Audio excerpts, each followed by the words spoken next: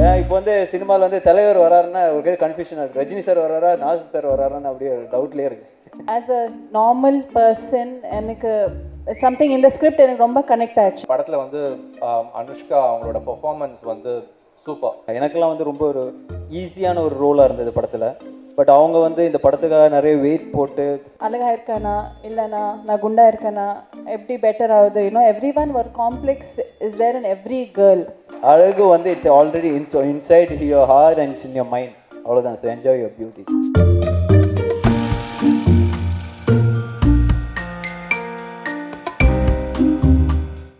Good morning, good afternoon, எல்லாருக்கும் வணக்கம்.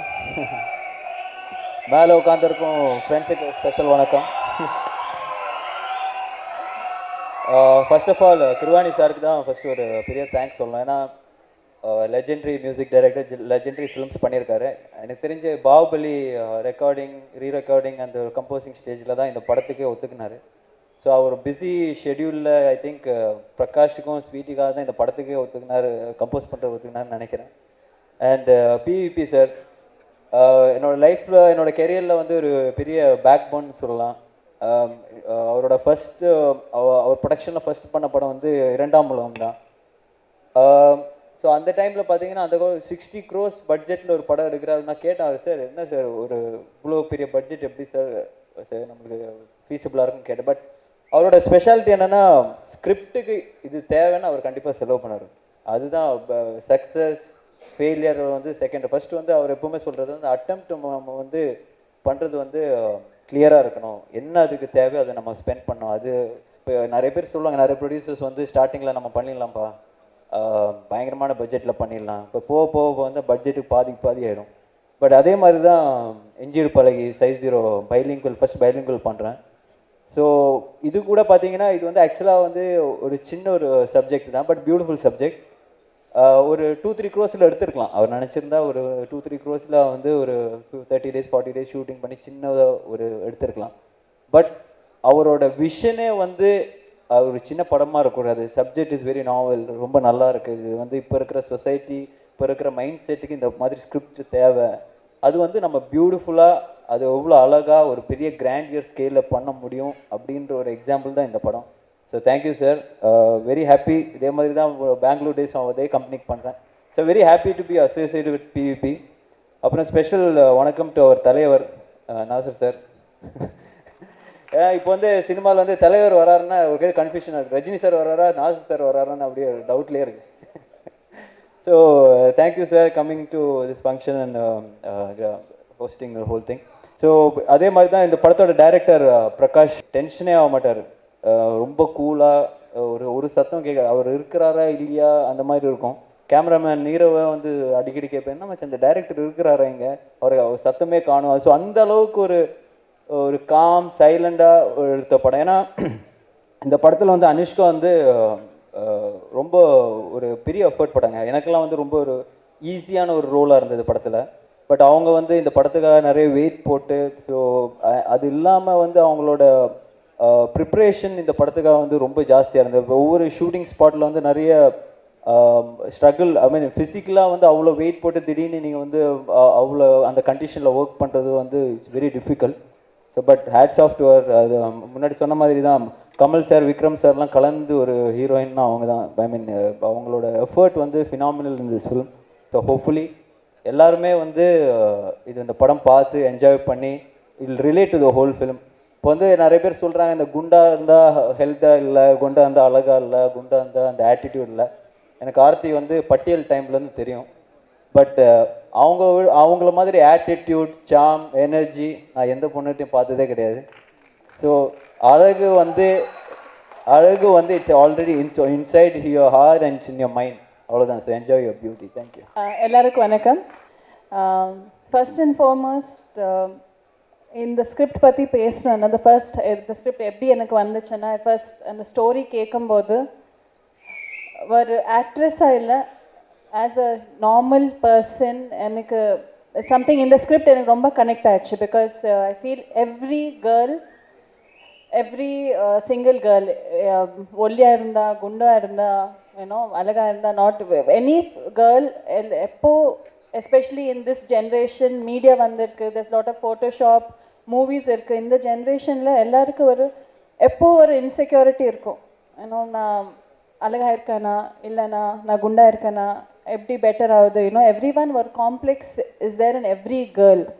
And I feel இந்த ஸ்கிரிப்டில் எனக்கு first the feature that the part that connected me to the script is a girl நான் எப்படி இருந்தாலும் நான் அழகாக இருக்கேன், I'm a nice someone who's confident about herself the way she is.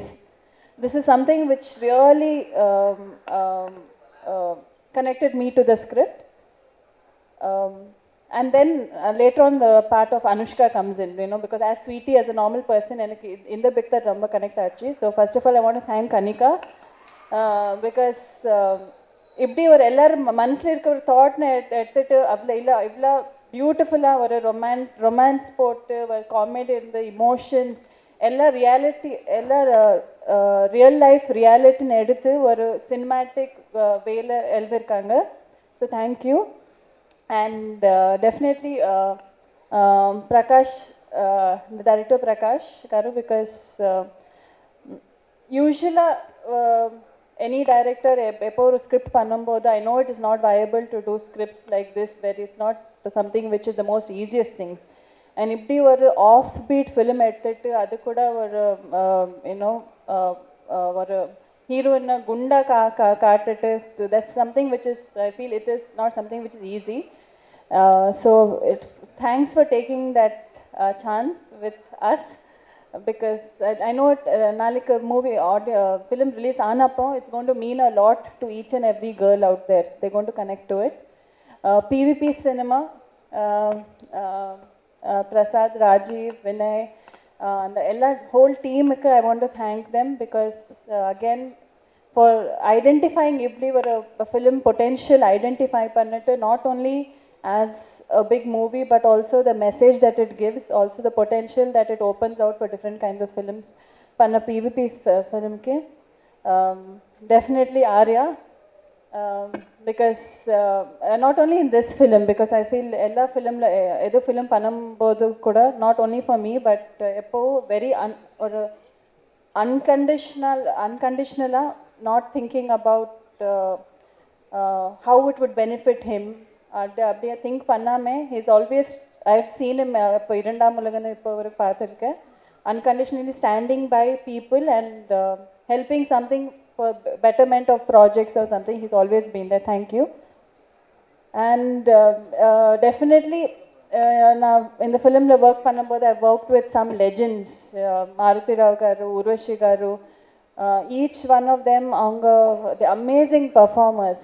So it was a challenge even working with them because Urvashi garu avanga comedy timing illa emotional scenes பண்ணும்போது that's something which is very difficult to match up.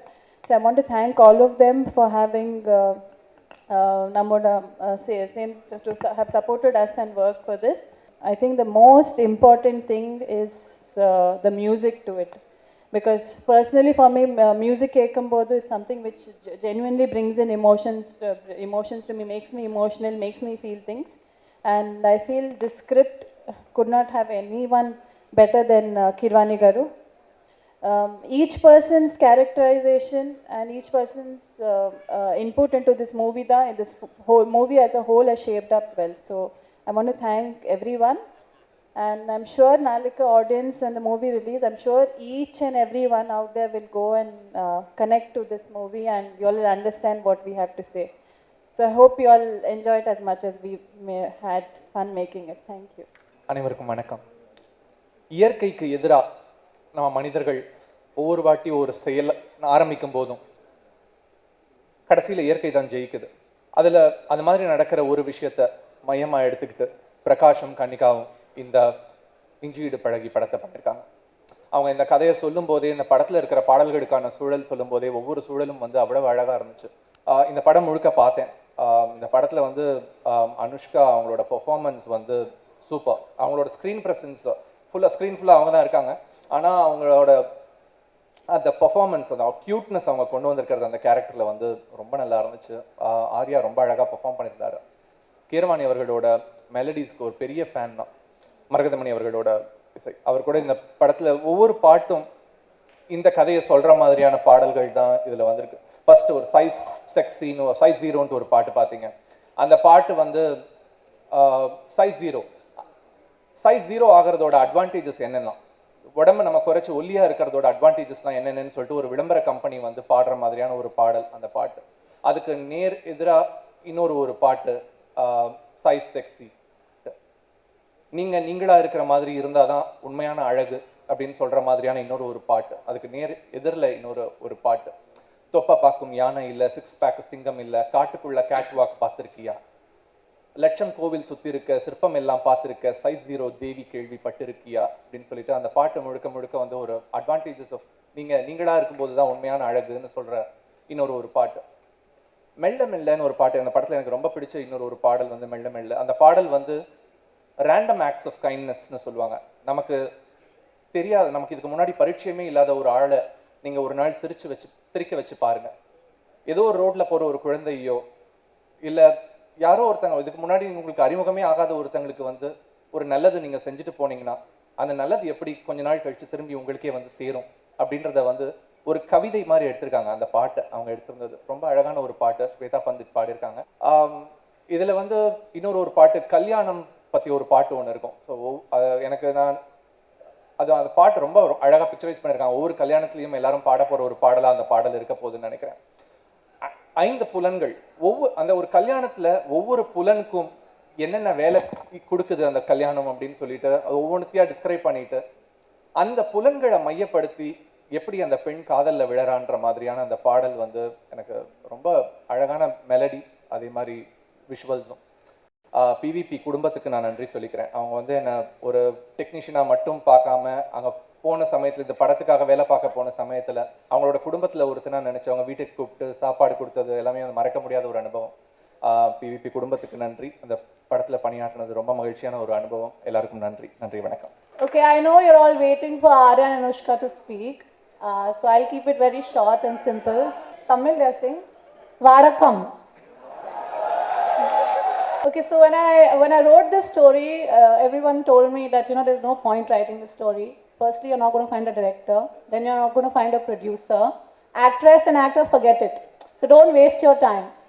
But I'm so grateful that so many beautiful and brave people came together and backed this story. So I'm really thankful, starting with my producer PV, director Prakash, Arya, Anushka, and Kirwani Garu. Thank you so much for making this a reality for me. And I hope you all like the story and the film. Thank you.